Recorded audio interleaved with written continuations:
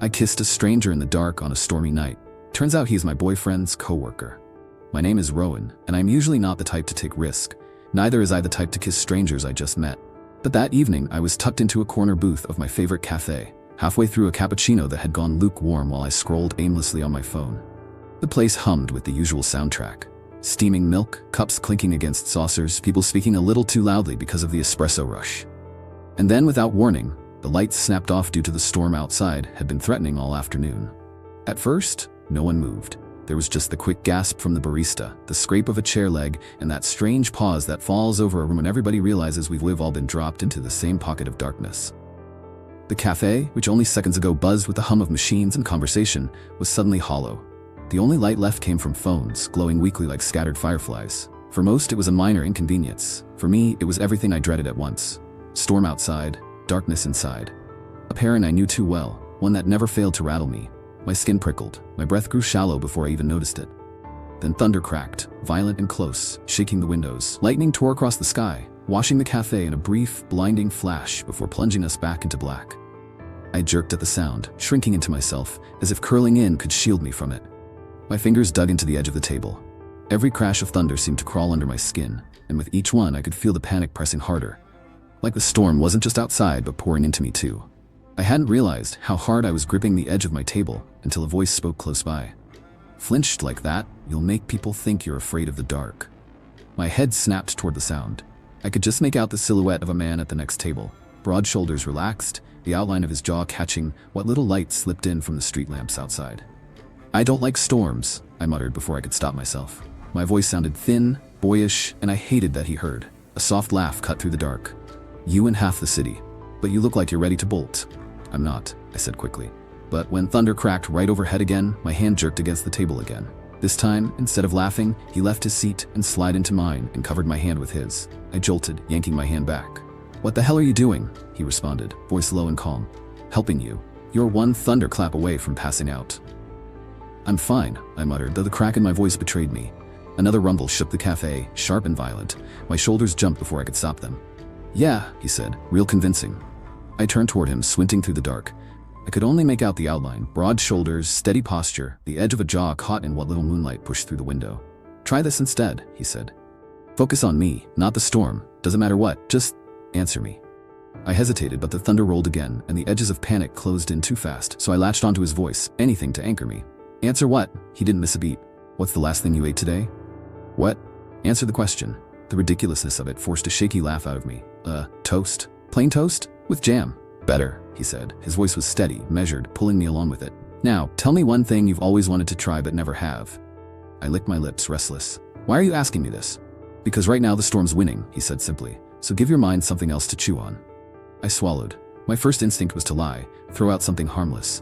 But the dark pressed closer, thunder spiked, and the truth slipped out before I could catch it.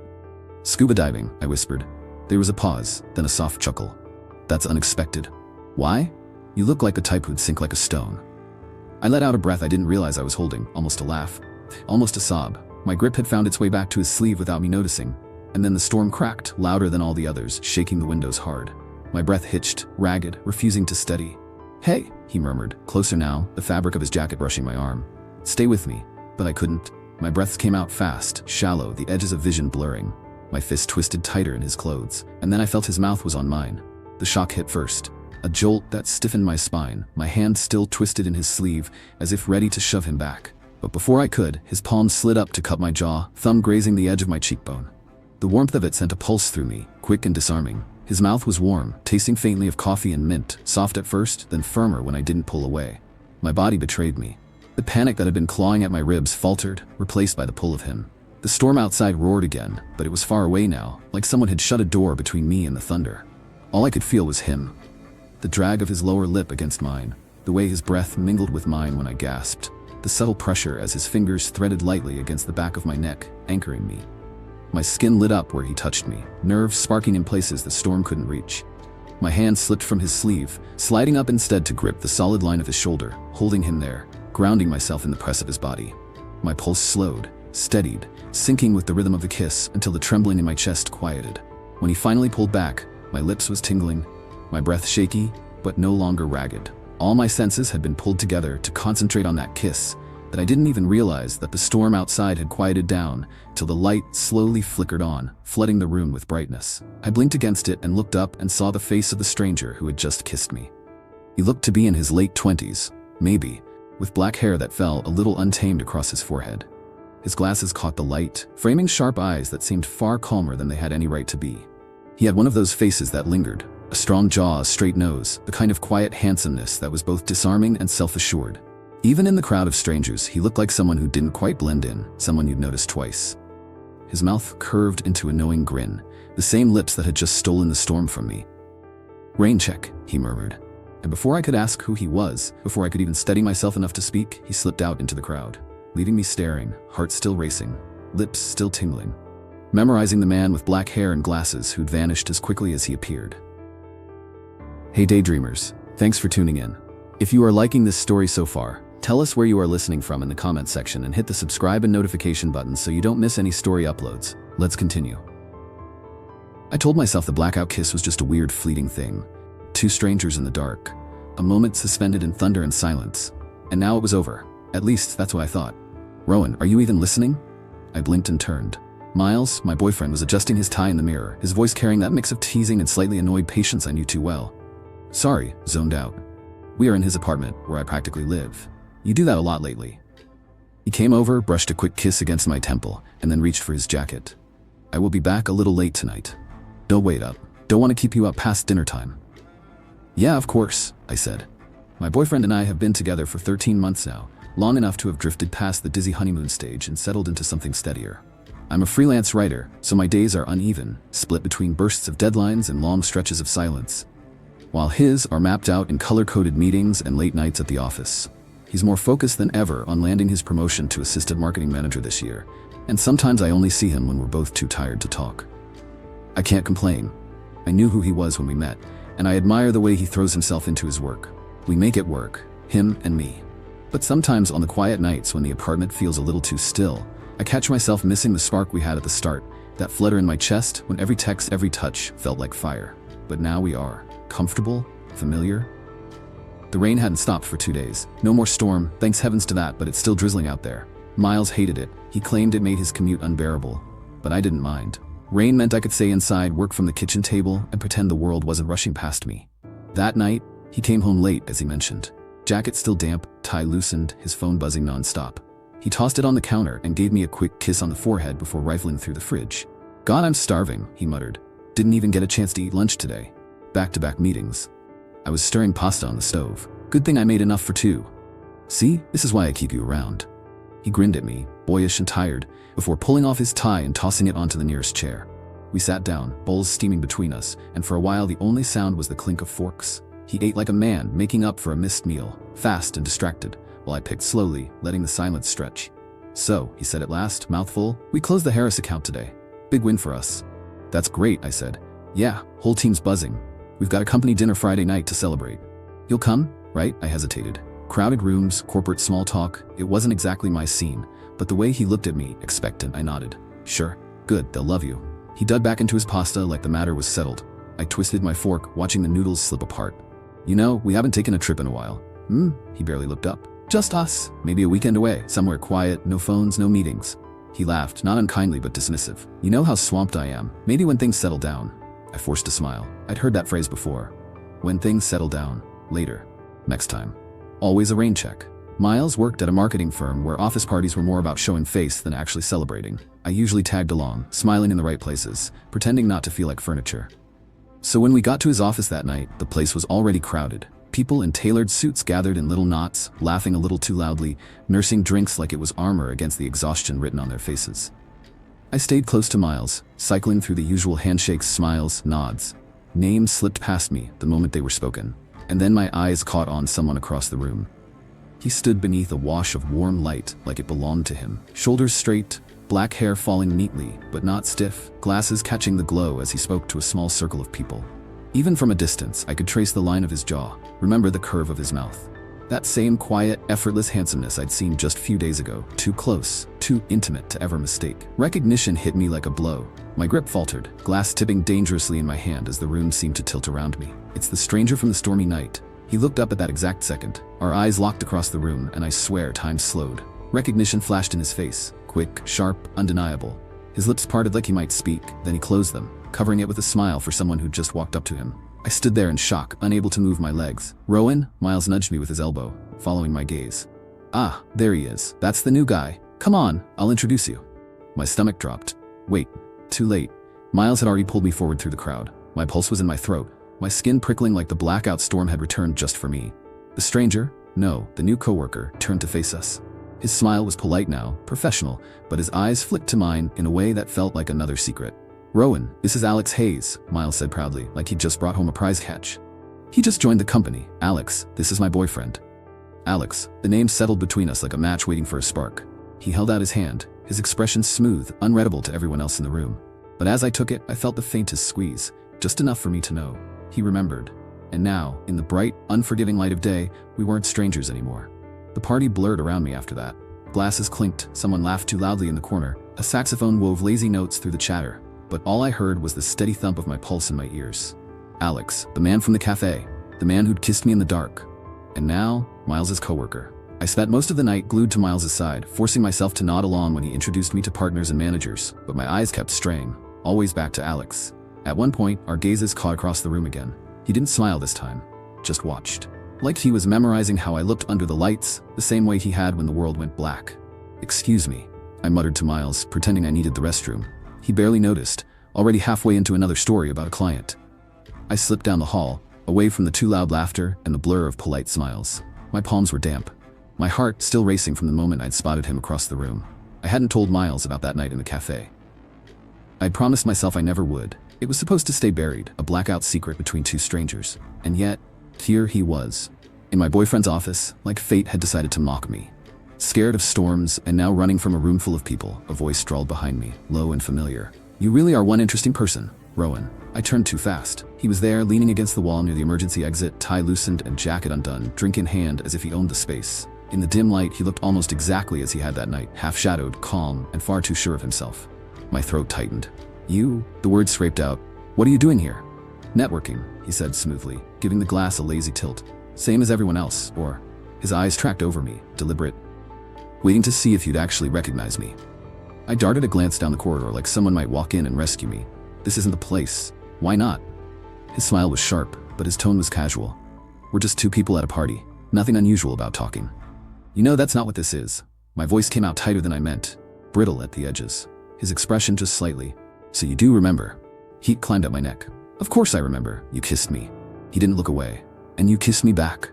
The words twisted in my gut. I opened my mouth, but nothing came out fast enough. That night, it was a storm, a blackout. We didn't even know each other's names. His smile tilted, not mocking this time, but quieter. Maybe that's why it mattered. No names, no masks, just you. I took a step back, pulse rattling through me. "Stop. Tell me," he said softly, leaning just close enough that I could feel his words against my skin. "You haven't thought about it since?" My lips parted, but I couldn't force out the lie. My silence spoke too loudly. His smile faltered into something almost wistful. "That's what I thought." Just then we heard footsteps echo down the hall, and suddenly Miles appeared, all cheerful energy. "There you are, Ro. I was looking everywhere." "Alex?" He grinned at him. "Glad you're already getting to know each other." Rowan's shy at first, but he warms up. I forced a weak smile. "Yeah, just bumped into him." Alex's expression smoothed instantly into something professional. "Your boyfriend's been filling me in on the company. Impressive place. I'm glad to be here." Miles clapped him on the shoulder, oblivious. Good, good. Come on, Ro. Dessert's out. They've got that chocolate thing you like." As Miles tugged me back toward the crowd, I risked one glance over my shoulder. Alex was still standing there, drink in hand, watching me. When our eyes met, he gave a slow wink. Heat shot up my neck, and I turned away quickly, forcing my face back into something neutral. For the rest of the night, I made sure to stay clear of him. When we got home that night, I lay beside Miles in bed, staring at the ceiling while he chuckled at some comedy clip one of his coworkers had sent. His laughter filled the room, light and careless, while I floated somewhere else entirely. "Hey," I said after a moment, keeping my tone casual. "What does Alex do at the company?" Miles didn't even glance up from his screen. "Alex? He's an analyst. Why?" I hesitated. "Nothing. Just, he seems pretty cool." Miles's thumb kept scrolling. "Yeah, he's a chilled dude." That was the end of it. He went back to typing, the glow of his phone lighting his face, while I turned onto my side and shut my eyes. But sleep didn't come. Behind my eyelids, I kept seeing Alex's grin at the party, the wink, the memory of his mouth against mine. I sighed into the pillow, whispering a silent prayer I'd never cross paths with him again. The next morning, I woke up to the smell of burnt toast reached me before the smoke did. Miles stood at the counter, muttering under his breath, waving a kitchen towel at the toaster like he was trying to put out a fire. His tie was already knotted neatly, his shirt sleeves rolled with the same precision he brought into every meeting. "Breakfast is ruined," he announced without turning, voice light but clipped with the edge of someone already late. I sat at the table, hands wrapped around a mug I hadn't sipped from yet. "You know you could just not fight the toaster every morning," I said. That got the faintest smirk from him. He finally turned, sliding 2 slices onto a plate with exaggerated triumph. "Victory. Slightly charred but still edible." I smiled, because that was what you do. Accept the joke. Let it carry you over the part where you'd wanted something more. I wanted to tell him about the article draft I'd been wrestling with all night, how it felt like pulling teeth to write about something I didn't believe in anymore. But his phone buzzed against the counter, and his eyes darted to it like instinct. I watched the glow of the screen reflect against his face. "You've been buried in work lately," I said carefully, as if tossing a pebble into still water to see if it ripples. Miles didn't look up. "We're closing the Hollis deal this week. It's all hands on deck." His voice was smooth, matter of fact. A line I'd heard before. I thought maybe we could take Saturday off. Just us. You, me, no phones. That finally made him pause. He glanced at me, softened for a moment, then leaned down to press a kiss against my temple. "Let's see how the week plays out, yeah?" "Right," I said, staring down at my coffee. "Same old story. There's always a deal to close or something at work." He left 5 minutes later, tie perfect, shoes clicking like punctuation marks across the hardwood. The door shut, and the silence he left behind felt heavier than the thunderstorm I remembered from the café. That afternoon, I planned to go sit by the river with my notebook, maybe squeeze a few decent lines out of my head. But the words wouldn't come. They never do when I go looking for them. The page just sat there, blank and smug, until I gave up and drifted into the café instead. The same one where it all started. Bright this time, noisy with chatter, no storm pressing against the windows. And of course, because the universe has a cruel sense of humor, Alex was there. I stopped dead in the doorway, clutching my notebook like it could shield me. Oh, come on, not here, not again. Alex sat like he owned the space, jacket slung over his chair, a glass of something iced sweating against the table. His eyes lifted the moment I walked in. The slow, deliberate curve of his mouth made heat climb up my neck before I could stop it. "Rowan," he said, casual, like he'd been waiting for me all afternoon. I stopped halfway between the door and the counter. "What? Are you stalking me now?" "That should be my line," Alex retorted. "You met me here." "That much is true. I did meet him here." I said nothing. "Care to join me?" "I won't kiss you again, I promise." I scoffed at that. I should have walked past him, ordered my coffee, found a corner. But my feet moved on their own accord. And a moment later, I was sitting across from him, notebook pressed tight to my chest like a shield. "About that night," Alex said after a pause, his tone threading somewhere between daring and sincere. "Was it really nothing to you?" I gripped the cup I didn't remember ordering. "It was unexpected." "That's not the same as nothing." "It's the only answer I've got," I muttered. He studied me openly, like he was trying to read a story off my face. I hated how easily that gaze got under my skin. Miles never looked at me like that, like he wanted to see the pieces I didn't offer. I cleared my throat, searching for a safer topic. "So what exactly do you do at the company?" Alex tilted his head, amused. "Why? Thinking of reporting me?" I rolled my eyes. "Curious, that's all." "I'm an analyst," he said. "Numbers, patterns, reports, boring to most people." "You don't strike me as boring." His grin widened at that, like I'd given something away. "Careful, Rowan sounds dangerously close to a compliment." "It wasn't," I said quickly. He sipped his drink, still watching me. "You keep drawing lines, but you never actually walk away from me. Interesting habit." I shifted uncomfortably. "You don't know me." "I know enough," he said. "Storms scare you, crowded rooms make you itch, and you think too hard about everything. I also know," he added, softer now, "that you kissed me back." The words lodged in my throat. I stared down at my notebook, willing myself to breathe evenly. "Can I have your number?" Alex asked. The question so unexpected, I responded in a voice sharper than I intended. "What?" He leaned back, easy, patient, in a way that felt unfair. "Relax, I'm not asking you to confess your soul. Just let me have your number. You could block me later if you regret it." "That's a terrible sales pitch," I muttered. "And yet," Alex said, sliding his phone across the table with a faint smirk, "you're thinking about it." I stared at the phone, every part of me screaming not to do it, and still, my fingers moved. I typed in the digits, pushed it back toward him, and tried not to notice the small, satisfied curve of his mouth. "See?" he said, tucking the phone away. "Not so hard." I shook my head, half in disbelief at myself. "This doesn't mean anything." "Of course not," Alex said, his eyes glinting as he lifted his glass again. "It's just a number." But the way he said it made my pulse stumble anyway. That night, the storm came back. Soft rain against the windows, while Miles tapped at his laptop. I lay beside him, staring at the ceiling, and the memory of Alex's question looping through me like a song I couldn't turn off. "You've been somewhere else lately," Miles said suddenly, his voice flat but not unkind. I turned to him. "I'm right here." He looked at me, brow furrowed for half a second, before closing his laptop with a sigh. "You feel Distracted? I don't know, it's probably just me being paranoid. It's not you. The words slipped out too fast. He tilted his head, studying me like I was a puzzle piece that didn't fit anymore. Then what is it?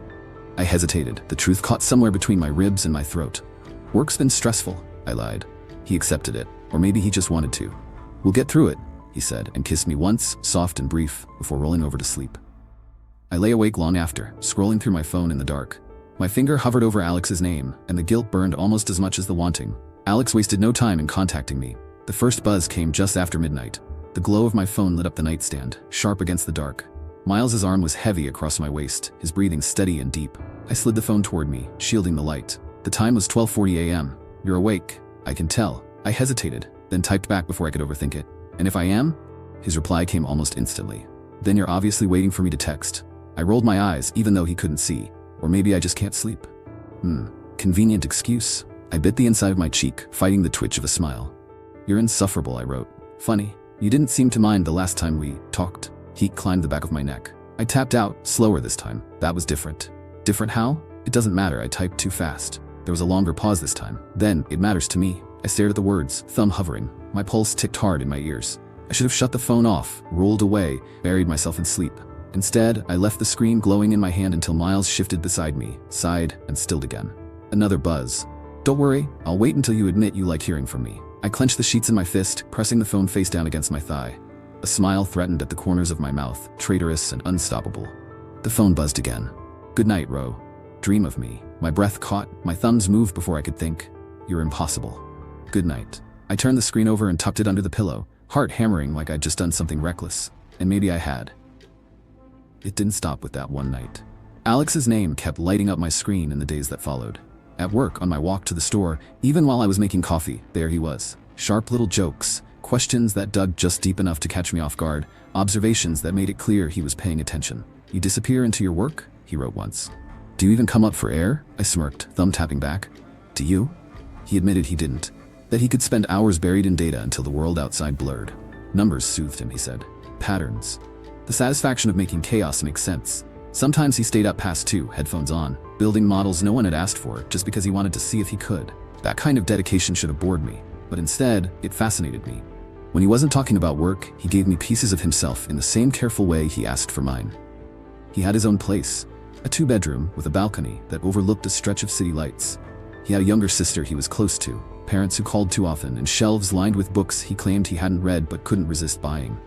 He liked solving puzzles, the more complicated the better, which somehow made sense. And through it all, the flirting never stopped. You ever think about me when you're writing? I'd roll my eyes, type back something sarcastic.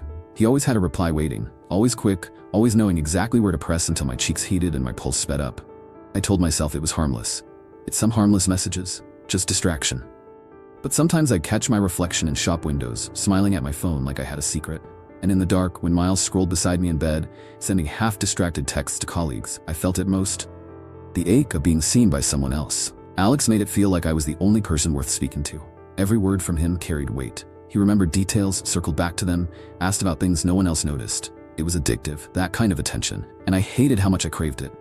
I loved Miles, I did. He was steady, safe, and his ambition had a gravity of its own. But he was busy, always chasing the next rung of the ladder, and lately our conversations felt more like scheduled updates than anything else. Alex wasn't safe, he wasn't steady, but he was alive in a way that pulled me toward him, dangerous and magnetic, like I'd been starved of something I didn't know I needed until it was in front of me. And when I let myself think about him, really think, it wasn't just his messages that replayed in my head, it was the memory of his hand brushing mine in the cafe.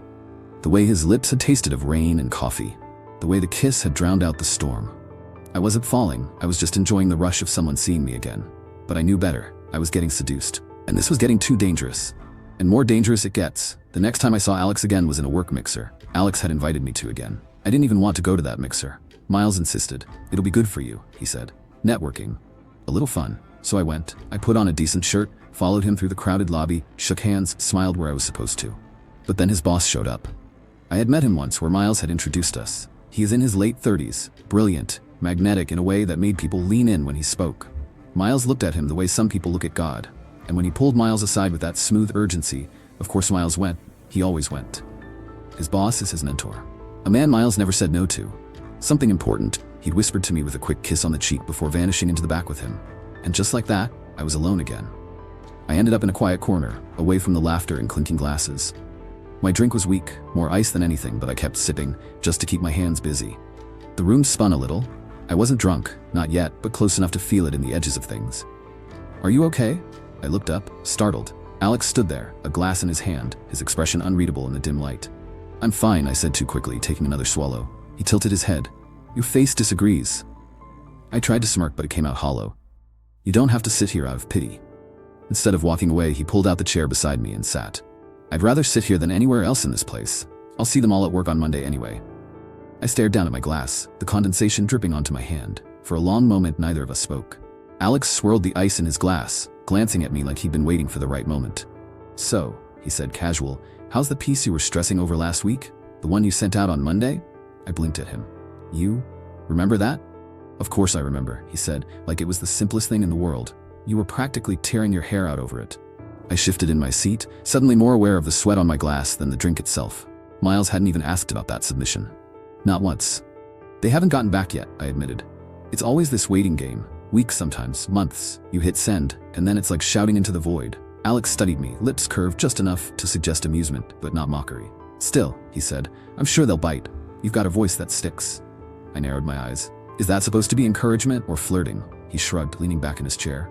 "Why can't it be both?" Heat crawled up the back of my neck, and I tried to hide it by taking another sip. "You're impossible." He murmured, the corner of his mouth lifting. "But you're smiling, so I'll take that as a win." I looked away, but I couldn't stop the tiny curve tugging at my lips. And that's when he leaned in, quieter, softer. "Tell me something, Rowan. Not for your readers. For me. Something you keep to yourself." My brow furrowed. "Like what?" "Anything. Something you wouldn't write in one of your stories. Something you keep to yourself." My throat tightened. I should have brushed it off, made a joke, changed the subject. But the silence pressed in. The alcohol blurred my edges, and Alex just waited. Finally, I exhaled. "Sometimes I feel like I disappear." He turned, really looking at me. "Disappear?" "In my own relationship," I said, the words raw and unfamiliar out loud. Like I could stop talking mid-sentence and it wouldn't matter. He was quiet for a moment. Then you're with the wrong person." I laughed under my breath, bitter. "It's not that simple."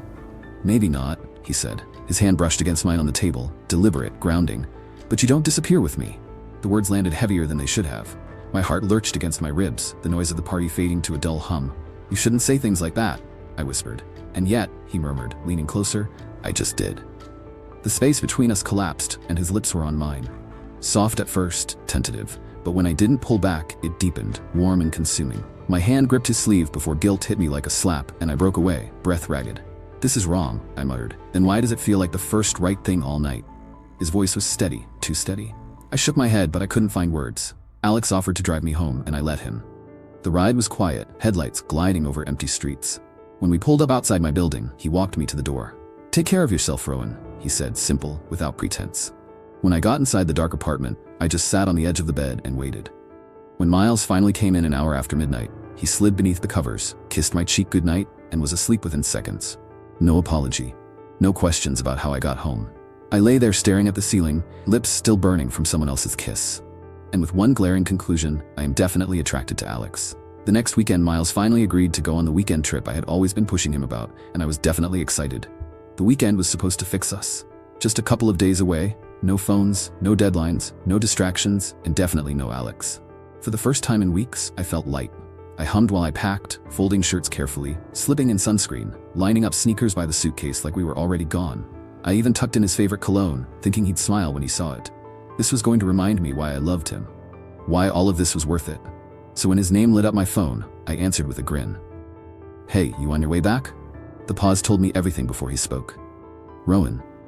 His voice was careful, the kind of careful you use when you know you're about to disappoint someone. "There's been a change of plans." I looked at the suitcase, the neat stack of clothes waiting to be zipped shut. "What kind of change?" "My boss needs me on a client trip. It's big, like career-making big. We leave tonight?" "But our weekend?" I asked, letting the hurt filter through my voice. "I know."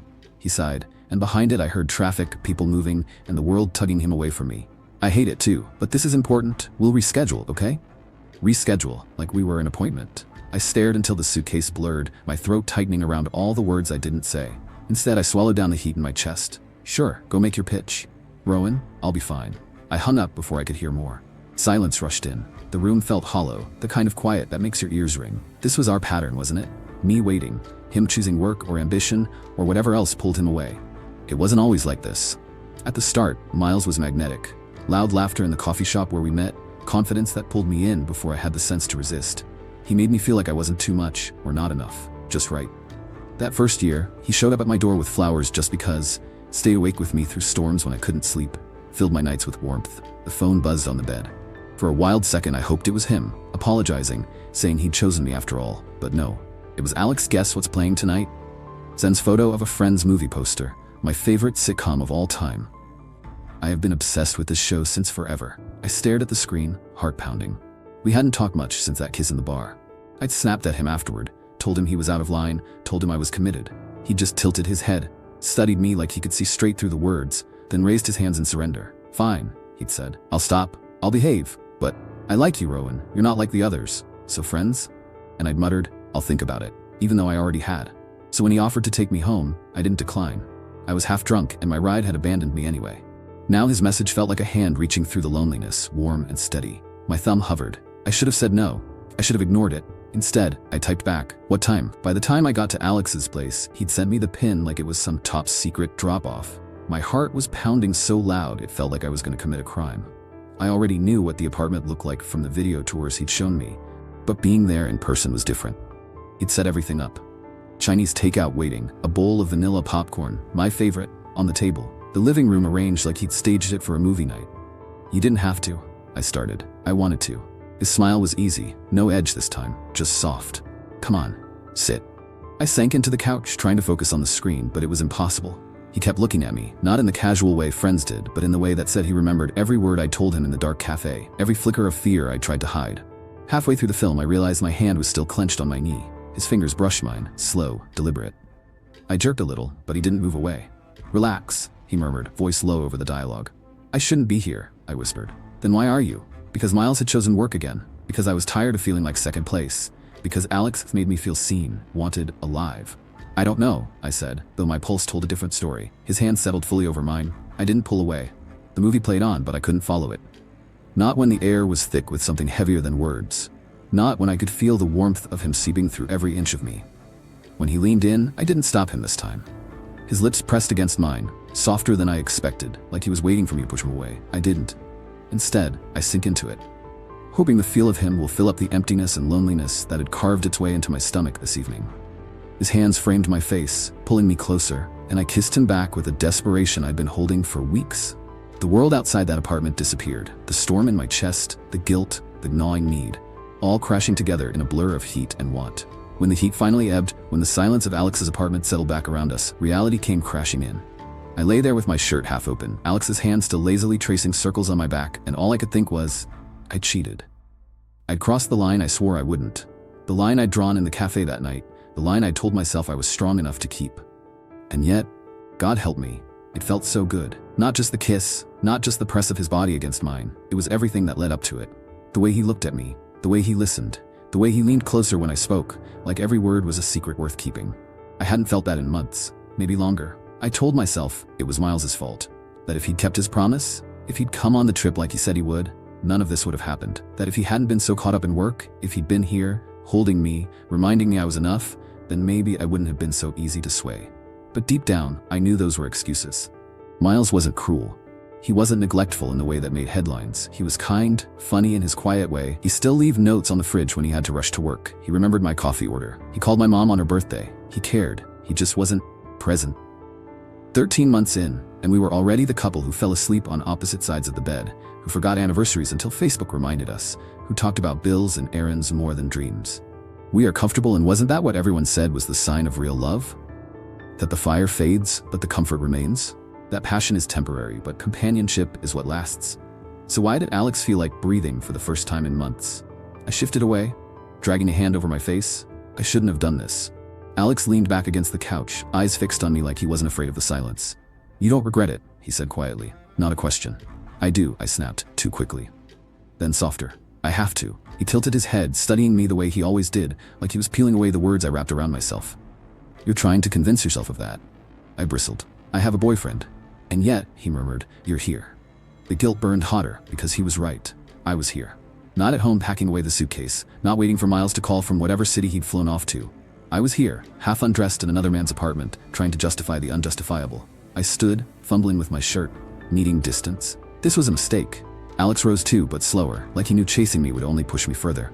He stayed by the couch, arms crossed, calm as ever. Then let it be one. Go back to him, Rowan. Pretend tonight never happened. But his gaze sharpened, cutting right through me.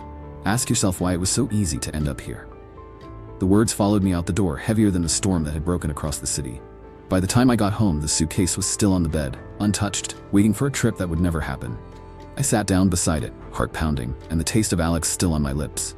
I buried my face in my hands, torn between the man I promised myself to and the one who made me feel alive again.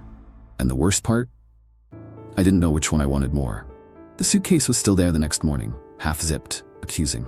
I shoved it into the closet before Miles came back, like burying evidence. When he finally walked in late that night, smelling faintly of airports and aftershave, he dropped his bag by the door with a weary smile. Sorry, babe. It was brutal. We barely got the contract signed in time. I forced a smile. It's fine, I kept busy. The lie sat sour on my tongue. Miles leaned down and kissed me, gentle, absent-minded, the kind of kiss you give without thinking. I kissed back, searching for a spark, but it was like pressing my lips to routine. We sat on the couch with takeout, the TV humming in the background. He talked about clients and deadlines, and I nodded in the right places, but my head was elsewhere, back in Alex's apartment, back to the way his fingers traced the curve of my wrist like it was worth memorizing.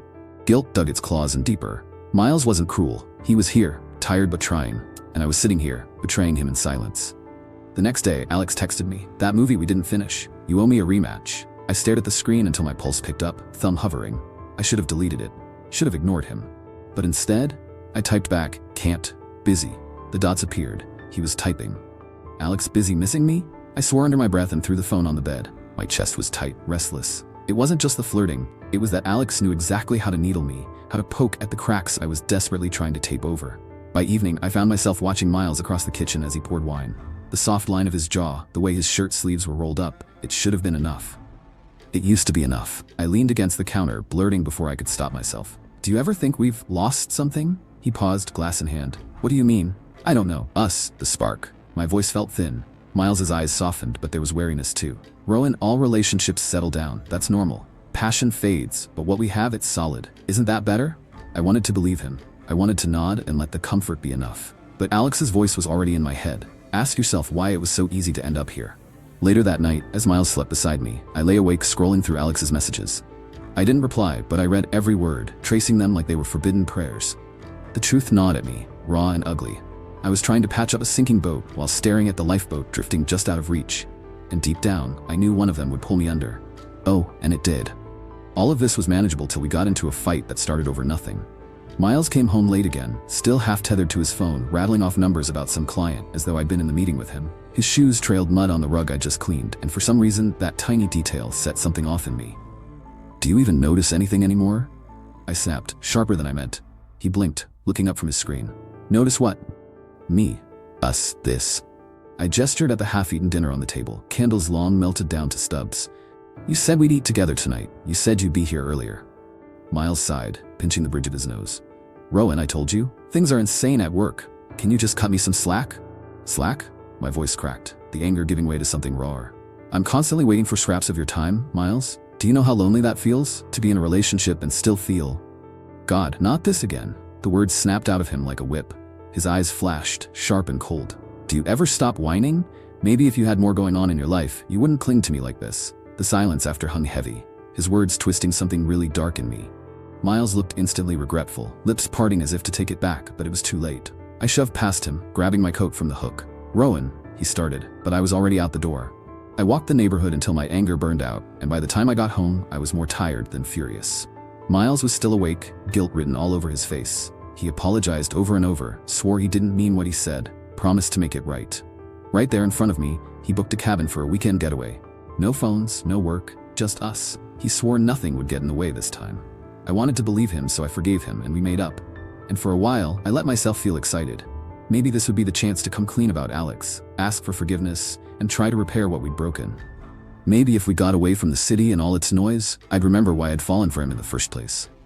I was hopeful, maybe too hopeful. When that weekend came, I was already packing while waiting for Miles to get back from work so we could go. I just zipped the bag when my phone buzzed. "Miles, emergency meeting, pitch with Carter. Have to fly out tonight. Don't be mad. Rain check? Rain check." That word landed like a fist in my gut. I stared at the screen until it blurred, then dialed him, pulse drumming. He picked up on the second ring, voice rushed. Rowan? I'm literally walking into the car. Are you serious? My voice cracked. You promised, Miles. You promised this weekend was ours. A sigh. The kind of sigh that already had an answer. It's not like I want this. It's Carter Rowan. If we land this client, it changes everything. Just be understanding, okay? The suitcase sat at my feet like a cruel joke. Understanding's all I have been doing. The words spilled out before I could stop them. Do you ever think about me, waiting around, planning everything, just to be canceled on again and again? Jesus, Rowan. His voice sharpened, defensive. I work my ass off to give us a good life, and you act like I'm the villain because I don't drop everything for some cabin in the woods. It's not about the cabin, I nearly shouted, my voice echoing in the stillness of his apartment. It's about you never showing up, for me, for us. There was a beat of silence before his tone turned cutting. You know what? Maybe if you weren't so needy all the damn time, I wouldn't feel like I'm constantly failing you. I froze, phone hot against my ear, then quietly said, got it. I hung up before he could reply. The apartment felt suffocating. The suitcase, the packed clothes, the candles I'd set aside. It all mocked me. I grabbed my coat, walked out, and kept walking until I didn't recognize the streets. When I finally looked up, I was standing outside Alex's building. My chest was tight, throat raw, the echo of Miles's words still stinging. By the time Alex opened the door, one look at my face was enough. He didn't ask questions. He just pulled me inside. The warmth of his apartment wrapped around me. Low lights, soft music humming faintly in the background. He pressed a mug of tea into my hands, then guided me to the couch. I tried to talk, but the words tangled in my throat. All that came out was a broken laugh, wet with tears. He thinks I'm pathetic. Maybe he's right. Alex shook his head, firm. Don't do that. Don't let someone else's exhaustion define you. I pressed my face against his shoulder, breathing in the faint, familiar scent of cedar and laundry soap. It was grounding in a way I hadn't realized I needed. My tears dampened his shirt, and he didn't flinch. He just wrapped his arms around me tighter. The weight of the day, the weeks, the months, it all spilled out. And somewhere in the middle of it, I tilted my face up and kissed him. It wasn't fiery, not at first. It was desperate, aching, a question pressed into lips. Alex stilled, then gently pulled back, hands firm on my shoulders. His eyes searched mine. Rowan? No, not like this. I let out a bitter snort, swiping at my cheeks. Too late for that, coming from the guy who kissed a total stranger in the dark. That's different. His voice was soft but steady. You were scared. I just wanted you to breathe again, to feel safe. This is you hurting, and I don't want to take advantage of that. My throat tightened. You make it sound like you're some saint. He smiled faintly, brushing his thumb over my wrist. I'm not. Believe me, I want you. More than I should. But if this is going to mean anything, it has to be because you chose it, not because Miles made you cry. I tried to argue, but the fight drained out of me, leaving only exhaustion. I let my forehead rest against his chest, the steady rhythm of his heartbeat lulling me. The phone on the coffee table buzzed again and again. Miles's name lit up the screen, then disappeared, then lit up again. I didn't move. Alex didn't mention it. He just held me, and I let myself be still in his arms, wrapped in the scent of cedar and safety. I didn't know what tomorrow would look like. All I knew was that I was so tired of being torn in two, so I stayed the night. Nothing happened. Alex let me take his couch while he retired back to his bed, and I left after refusing his offer for breakfast. When I walked back into the apartment, Miles was already home. He was pacing the living room, phone in hand, his thumb hovering like he'd been calling and recalling me until the battery begged for mercy. Where the hell were you? His voice cracked sharp through the silence. I called 10 times. 10, Rowan. I closed the door behind me gently, as though shutting it any harder would break something I wasn't ready to fix. I needed space. He let out a laugh. Humorless, sharp. Space. Right. So you vanish without a word and I'm supposed to sit here imagining you dead in some ditch? Do you have any idea what that does to me? That was it. To him. Always him. The words burned out of me before I could stop them.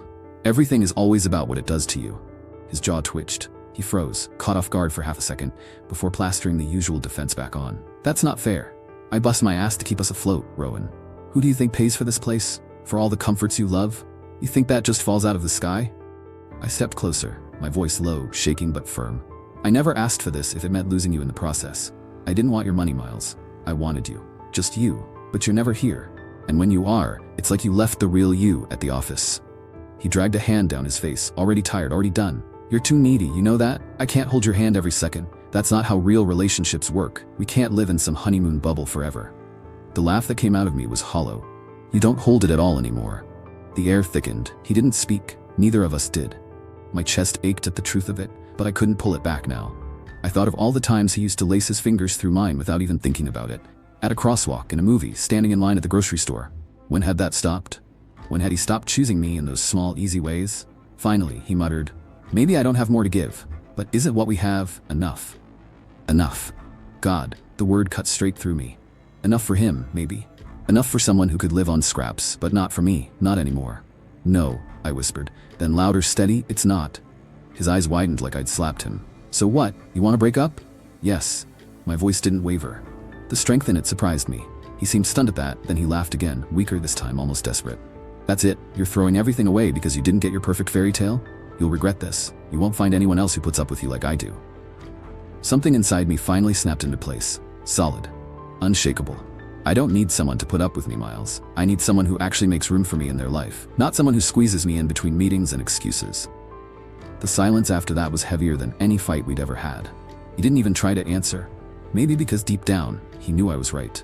I walked past him into his bedroom, pulled the duffel bag from under the bed, and started stuffing it with clothes. Just enough for tonight. Just enough to leave. I'll come back tomorrow for the rest, I said from the doorway.